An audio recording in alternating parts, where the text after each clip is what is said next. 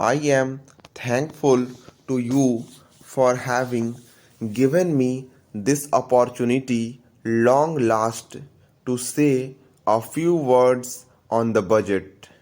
Already much has been said, and I think the finance minister has come in for his share of congratulations as well as criticisms. So there is not very much to say, but I should like to say a few words. Para.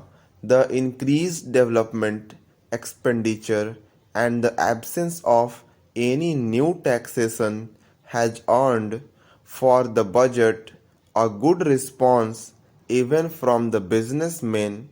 I especially welcome the relief given to the middle classes by raising the exemption limit of income tax in respect of personal income.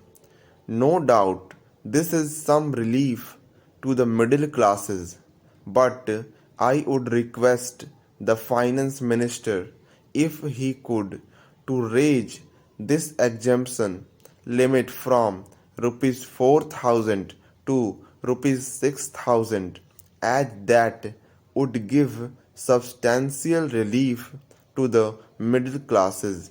Para.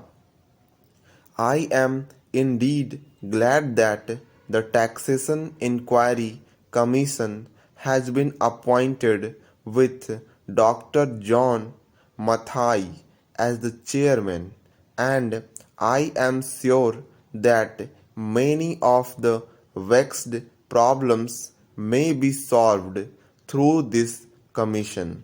Para. At the same time, I would request the finance minister to put off the state duty bill for the present, since this inquiry commission has been appointed and they may go into this question.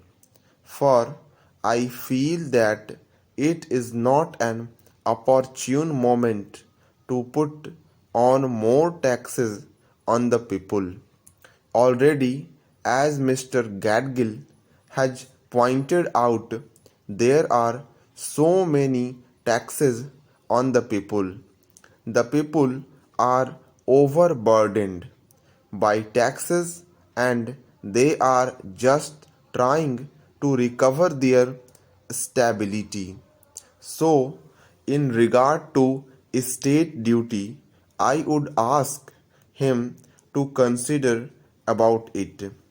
My reason for asking it to be postponed is, as I have said, that the people are still facing economic distress, and then our government is not able to offer the amenities which other countries have, where the state duty exists, such as free compulsory education for children, free medical aid, homes for the poor and the destitute, old age pension, etc.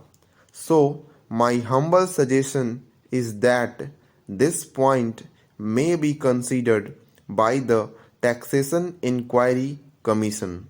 I agree that there is a brighter side of the picture, and that instead of continually harping on our poverty, we should also see the bright side. We are making encouraging progress towards laying the forth of a welfare state. Para.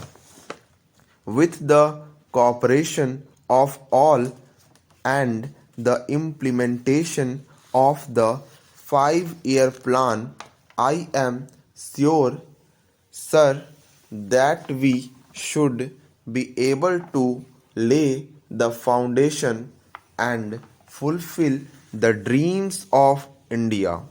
It is indeed encouraging to know from the finance minister that there is a tendency of lowering food prices all over the world, and in that case the prices in our country too would be lowered.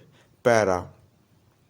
Regarding defense for obvious security reasons, I do not agree with my friends who say that the expenditure should be curtailed.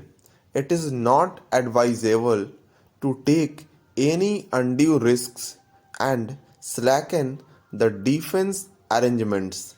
Indeed, defense is one of the valuable assets. Although, strange to say, there seems to be adverse opinion in some quarters.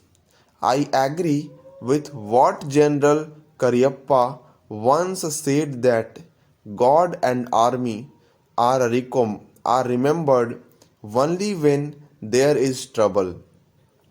The army consists of the most disciplined and loyal set of young men.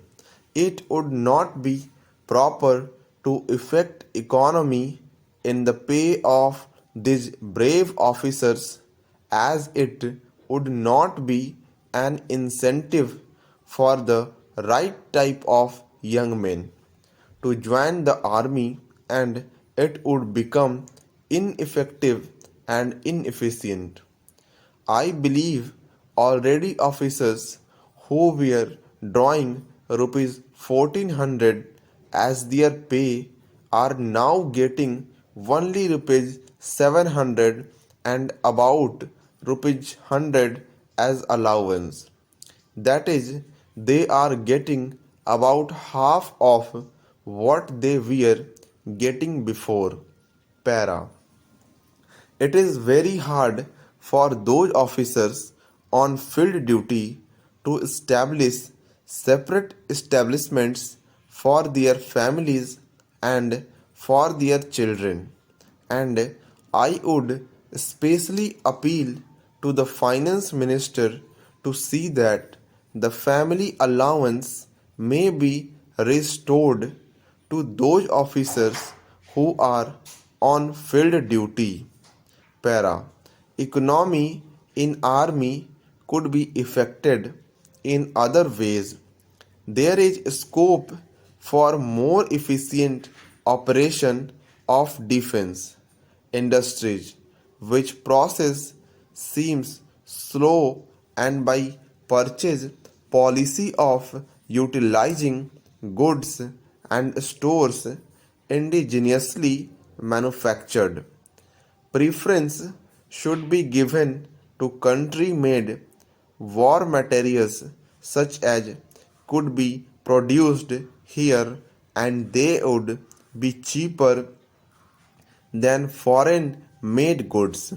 I may also suggest that the armed forces who are not on field services or under any operational communities could be utilized for giving military training to the youths in schools and colleges, which would teach discipline and loyalty.